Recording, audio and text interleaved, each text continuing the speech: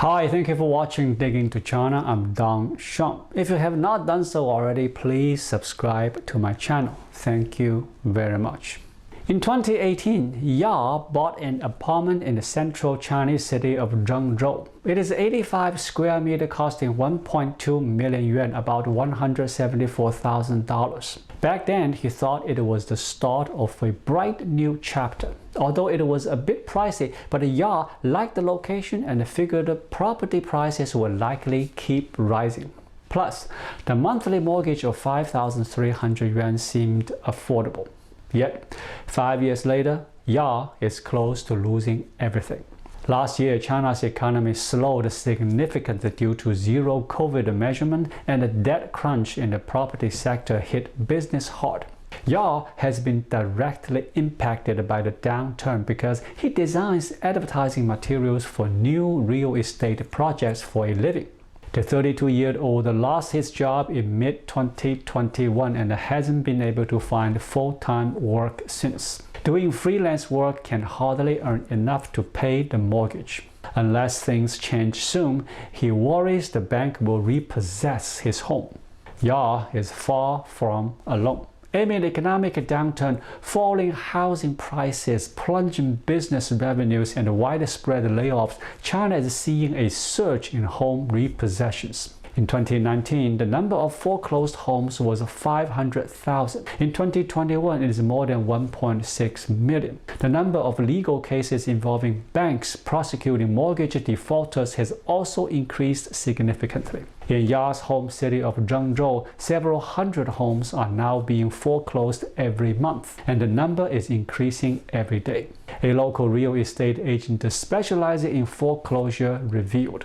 In the southwestern city of Chengdu, another agent surnamed Zhou has also noticed an uptick in foreclosures. He blames the pandemic, which has taken a severe toll on Chinese business, especially those in the service sectors. In many cases, workers were left unable to pay their mortgages after being laid off or having their salaries cut, Mr. Zhou says. In others, business owners used their homes as collateral when their companies were affected by the downturn and were unable to turn around the situation.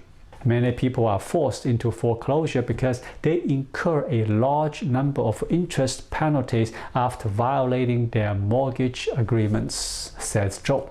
Eventually, there are no more funds left to pay them off, and they are finally forced into foreclosure.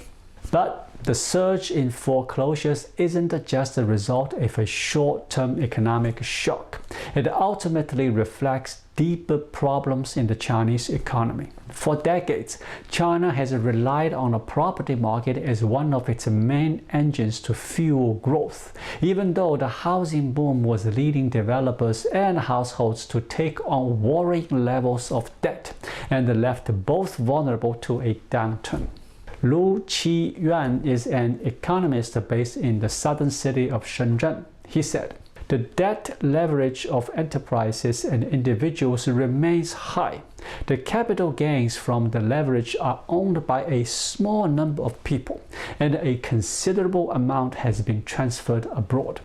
Now, the housing bubble finally appears to be deflating. In 2022, Chinese real estate firms halted construction on millions of apartments because they were unable to pay off their debts. The authorities stepped in with large bailouts, but confidence in the market has yet to recover. Housing prices in Chinese cities have fallen for 6 months consecutively. The decline in the property market, however, is only making things harder for homeowners who bought when prices were sky high. Many have seen the values of their homes fall significantly, and some still owe the banks money even after their homes have been foreclosed. Another Zhengzhou resident surnamed Ji finds himself in just such a situation. In 2018, Ji and his wife bought an apartment in the city for 1.4 million yuan. They paid 300,000 yuan as a down payment and took out 6,700 yuan per month mortgage to cover the rest. But a year later, Ji was sent to prison for reasons he declined to discuss. In his absence, his wife was unable to keep up the mortgage payments, and the apartment was repossessed and auctioned off in October 2022. The sale wasn't enough to cover Ji's debts. However, during the pandemic, housing prices in Zhengzhou have plummeted, and the apartment only sold for 800,000 yuan. Not only did we lose our apartment, but also the down payment and the mortgage payments we made previously, says Ji. It was all in vain. After the apartment was auctioned by the court, we still owe more than 300,000 yuan to the bank. Yet for others, the surge in foreclosures represents a new business opportunity. Auction assistance agencies have mushroomed in areas that have seen a large number of businesses go bankrupt, such as Shanghai and the neighboring provinces Jiangsu and Zhejiang. The nation's biggest real estate auction market, however, is Chongqing, where the number of units put up for auction reached 26,500 in 2020 and soared to 37,100 in 2021. Most of these properties were foreclosed after economic disputes or unpaid mortgages, while around 10% are related to criminal cases or suspected hauntings, according to the manager of a local auction company, surnamed Zhang. Due to the pandemic, the economy has been severely affected for 3 years, resulting in many businesses failing, says Zhang. These business people's houses are relatively high quality and have become affordable. In 2020, the auction assistance agency Yingshan was set up to take advantage of this situation. The business does everything it can to help home buyers acquire and auction the home at a bargain price, identifying promising investments, handling the auction, and providing assistance post-purchase.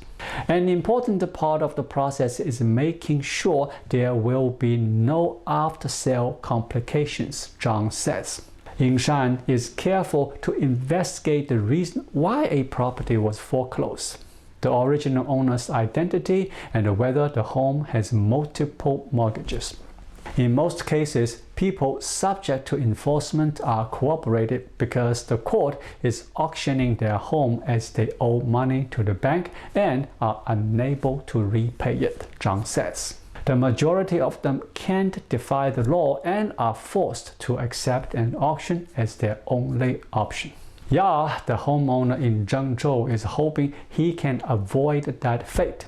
He recently applied for an extension on his mortgage and feels confident that it will protect him from foreclosure, at least for now. But he is still worried about what might happen further down the line and is convinced that the situation in which he finds himself is unfair. He argues that China should implement a system to help homeowners get through hard times and maybe even provide defaulters with compensation. It's the homeowners who suffer most from foreclosures, says Ya. Their down payments and monthly payments were for nothing. If people forced into foreclosure have a poor psychological endurance, they will do some extreme things that are not conducive to individuals and society. Unsurprisingly, legal experts disagree with the idea of compensating mortgage defaulters. Li Xing is a lawyer from the Zhejiang Times business law firm. He says that homeowners asking for refunds misunderstand the legal issues involved. As the homeowner borrows money from the bank to purchase the property, they are obligated to repay the loan, Li says. The house is auctioned off because of the owner's own debts, and neither the bank nor the developer benefits from it. There is no legal basis for refunding part of the house purchase fee. Ji and his wife, meanwhile, have accepted their fate and are trying to pick up the pieces. Since Ji went to prison, his wife has been keeping the family afloat by running a food store in Zhengzhou. The business only makes around 100-200 yuan a day. It's enough to pay the rent on the apartment where the couple now lives with their 2 children, but not nearly sufficient to pay off their huge debts. G remains calm. He says his family has survived several storms over the years. Now that he's a free man again, he's looking for ways to earn more money. But it's not going to be easy, he admits. He feels that the business environment in China is much worse than when he bought the apartment in 2018. And as a debtor, he's been blacklisted via the social credit system, which places serious restrictions on his activities. In G's own words, both his wife and he are labeled as dishonest people by the social credit system. Thank you for watching. Please leave a comment and subscribe to my channel. Just click the subscribe button right here. I'll see you again shortly. Until then, be well.